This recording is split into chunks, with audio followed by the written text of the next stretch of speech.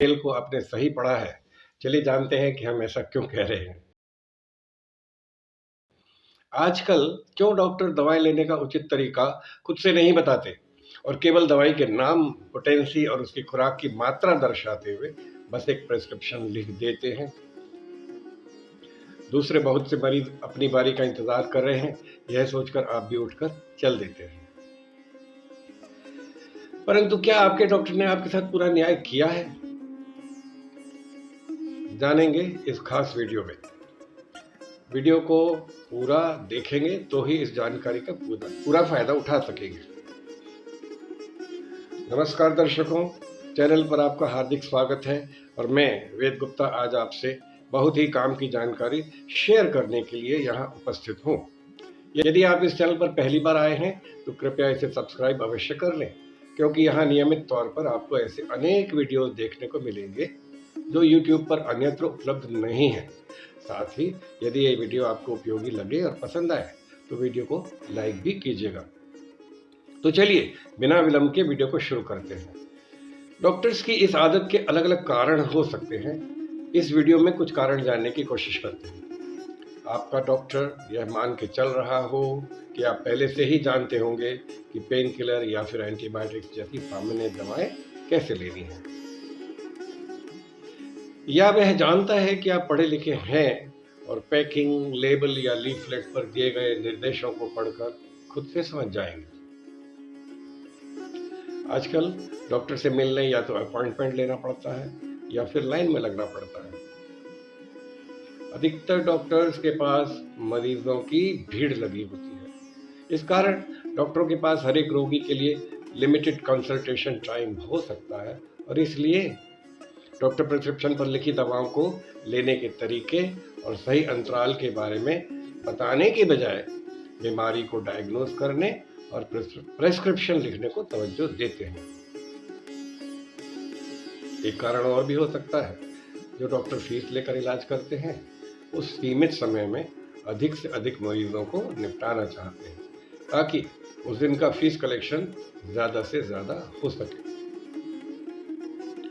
मरीजों को दवाएं सही तरीके से कैसे लेनी चाहिए, इस बारे में जानकारी करने के लिए डॉक्टर देखभाल करने वालों पर या केमिस्ट पर छोड़ देते हैं और आपका केमिस्ट भी सिर्फ इतना ही बताता है कि कौन सी दवा दिन में कितनी बार लेनी है।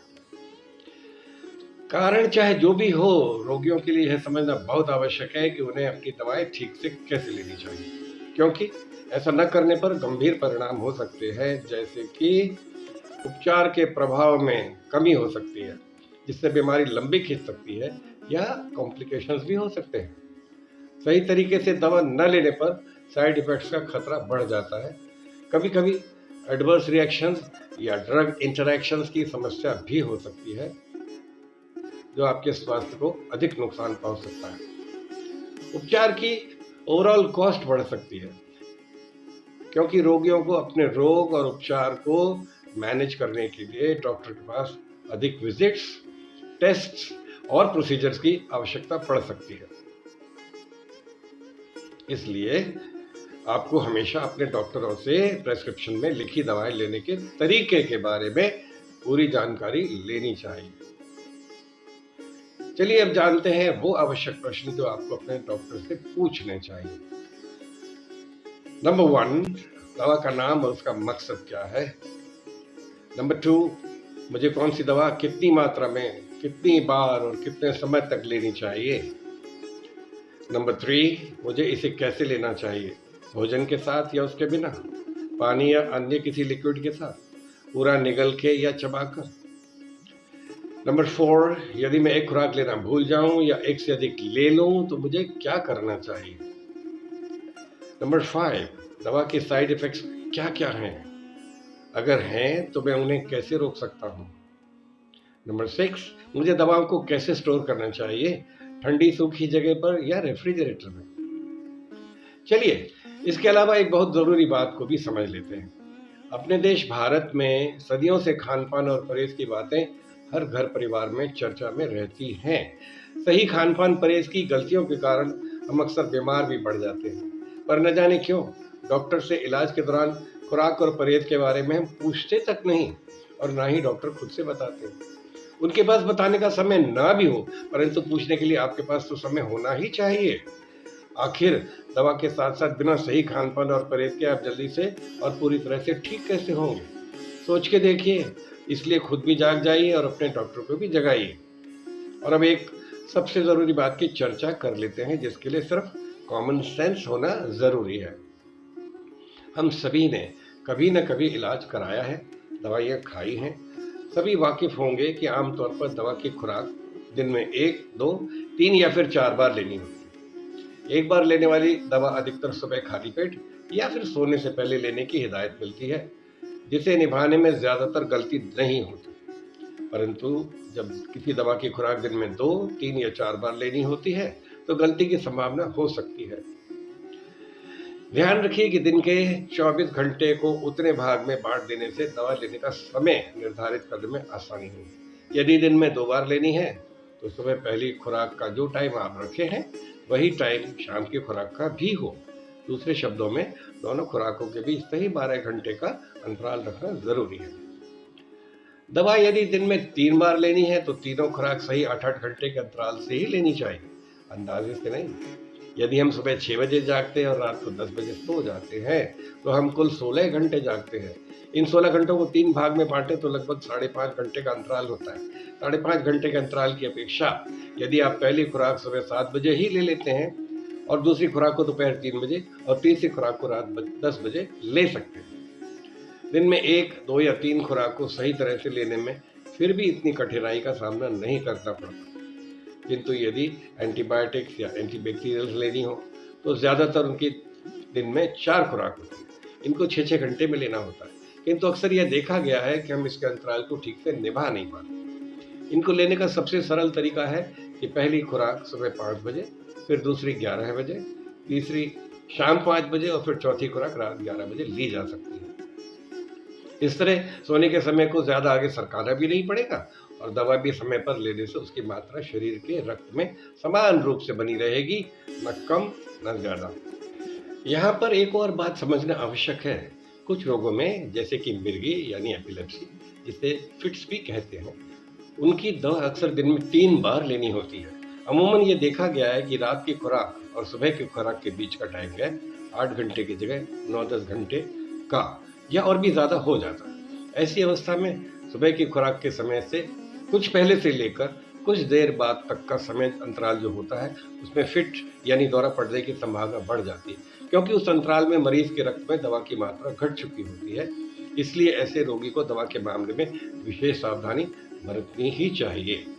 यदि रोगी सुबह देर से उठता है और इस कारण सुबह वाली खुराक में देरी हो जाती है, तो अपने डॉक्टर से सलाह करके केवल रात वाली खुराक को थोड़ा सा बढ़वाया जा सकता है, जिससे रोगी के रक्त में सुबह वाली खुराक देर से लेने के बावजूद भी रक्त में उचित मात्रा में दवा मौजूद रहे। इस बात के महत्व को समझाने के उद्देश्य से अब मैं एक रियल लाइफ केस का एग्जाम्पल आपके साथ साझा करता हूँ। ये केस दवा की खुराकों को गलत अंतराल से लेने और उसके दुष्परिणाम के बारे में है। कुछ वर्ष पहले दूसरे शहर से एक परिवार मुझसे मिलने आया था। दिन का कोई 1 बजा होगा। आने वालों में कुछ बच्चे थे और उनकी माँ भी थी। साथ ही उनकी बड़ी बेटी भी थी, जिसकी उम्र लगभग 12-13 वर्ष की रही होगी। वह नींद के कारण बहुत बेहाल लग रही थी। उसकी माँ ने बताया कि दिन में यह ज़्यादातर सोती ही रहती है और इसको रात को नींद भी नहीं आती और फिट्स भी आते रहते हैं। उनकी बेटी एपिलेप्सी का इलाज ले रही थी। जब मैंने डोजेस के बारे में पूछा, तो वही बात निकल के आई जिसका मुझे शक था। वे दवा को 8-8 घंटे के अंतराल से देने की अपेक्षा अपनी मनमर्जी से दे रहे थे। ज़्यादातर उसको लगभग 5 से 7 घंटे में दवा की अगली डोज दे देते थे, यानी कि वह बच्ची ओवरडोजिंग का शिकार थी।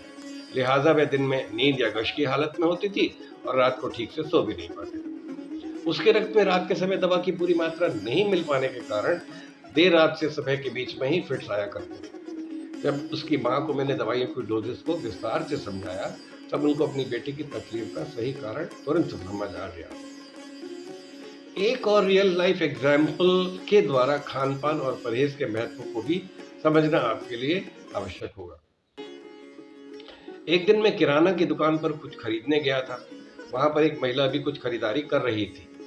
पास ही उनकी बेटी खड़ी थी जिसकी उम्र लगभग 20 वर्ष की रही होगी। उसकी भाव भंगिमा देखकर समझ गया कि वह बालिका मानसिक दिव्यांग यानी मेंटली चैलेंज्ड है। उसकी माताजी से बात करने से पता लगा कि इलाज के बावजूद उसके फिट्स नहीं रुक पा रहे। उनके घर विजिट करने पर उसके माता पिता ने बताया कि वे सभी डोजेस प्रॉपर टाइम से ही देते हैं, फिर भी फिट्स नहीं रुकने के कारण डॉक्टर ने डोजेस तो बढ़ा दी, फिर भी फिट्स कंट्रोल नहीं हुए। तब मैंने बालिका के खान पान के विषय में विस्तार से पूछा। उस बच्ची को मौसमी का रस बहुत पसंद था और उसके पेरेंट्स ये जूस दिन में कई बार देते थे।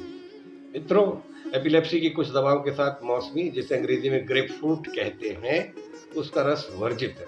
ये रक्त में दवा की मात्रा के असर को तेजी से 30 से 40% तक कम कर देता है। ऐसी हालत में उस बच्ची को डोजेस तो कम पड़नी ही थी। उसके पेरेंट्स इस जानकारी को तुरंत समझे और इम्प्लीमेंट करने के लिए मुझे आश्वस्त किया।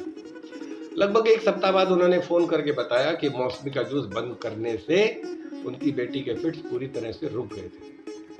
जरा सोचिए, यदि उन्होंने अपने डॉक्टर से परहेज के बारे में पूछा होता या डॉक्टर ने खुद बताया होता तो उस बच्ची को इतने फिट्स नहीं झेलने पड़ते ना। संभव है कि डॉक्टर को दवा की डोज भी नहीं बढ़ानी पड़ती। मित्रों, हम सभी जानते हैं कि यदि रोगी किसी नर्सिंग होम में भर्ती है या उसके लिए हमने घर पर नर्सिंग कर्मी रखा है तो दवा और खुराक के विषय में हम निश्चिंत हो सकते हैं। परंतु ज्यादातर मामलों में दवा देने के लिए घर का कोई सदस्य जिम्मेदारी निभाता है। कई बार ऐसा भी होता है कि हम काम में उलझे होते हैं या बाहर निकले होते हैं और खुराक देना भूल जाते हैं या उसके सही समय को चूक जाते हैं। ऐसी परिस्थिति में हम यह सोचकर संतोष कर लेते हैं कि घंटा 2 घंटा की देरी से क्या फर्क पड़ जाए। मित्रों, यदि ऐसा ना हो तो अच्छा है। इसलिए यदि आप अपने या रोगी के फोन में सभी खुराकों के अलार्म लगा लेते हैं तो एक बड़ी हद तक इस समस्या का हल कर पाएंगे। अंत में एक बात और, अधिकतर दवाएं खाली पेट न लेकर नाश्ते या भोजन के बाद लेने से रोगी को एसिडिटी की तकलीफ से बचना संभव है। अगली बार अपने डॉक्टर से पूछ कर तो देखिए।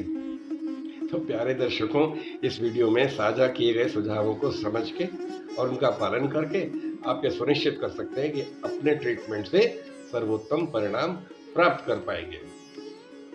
मैं आशा करता हूं कि वीडियो आपको यूजफुल लगा होगा। यदि आपको इस प्रकार की अन्य जानकारी में दिलचस्पी हो तो चैनल को सब्सक्राइब अवश्य कीजिएगा और इसे अपने सर्कल में शेयर भी कीजिएगा, क्योंकि इसका फायदा सभी को मिलना चाहिए। अगले वीडियो में एक नई जानकारी के साथ आपसे फिर मुलाकात होगी। तब तक के लिए नमस्कार।